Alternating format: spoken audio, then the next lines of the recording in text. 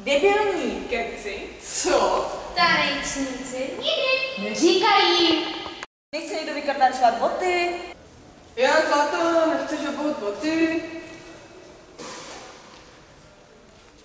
Zlato, půjdeme už konečně trénovat. Ne, Zlato, vůbec nejsi těžká. Quick, quick, slow, quick, quick. Au, jo. Ježiš, Zlato, ty jsi šla pomalu. Ale aspoň vím, že jsem to dělala špatně. Zlato, jestli budu těžká, tak mě klidně zhoď. Zlato, to nevadí, že nejdeš podle hudby ani podle mě, je super, že jsi svobodná. Promiň.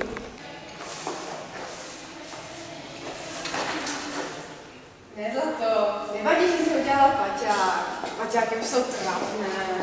Ne, řvi. Kluci, dáme si natrpně se ještě jedno kolo.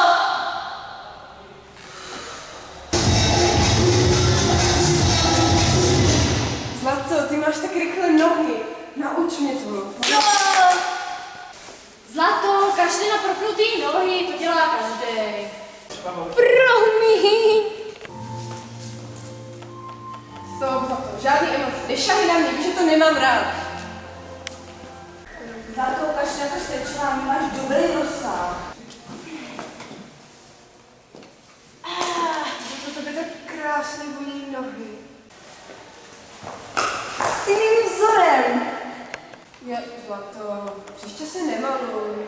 Nenamalovaná se mnohem hezčí. Promiň. Ne, Zlato, vůbec mě nešviháš vlasama. Zlato, nebudeme pocizovat pány, už to dávno není stylové.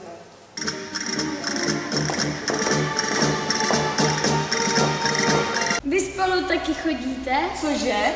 Se svým partnerem bych nikdy nechodila.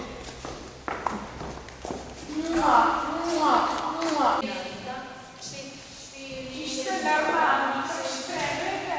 Máte jenom 2 dny před soutěží, ne? Promiň, no. Holky zase máte practice srde, jděte se radši domů, že jo? Tak jo. Holky, nechcete se do dneska lekce zadarmo? Zlato, ty i když jsi spocený, tak krásně voníš. Ty jsi tak sexy, když jsi spocený.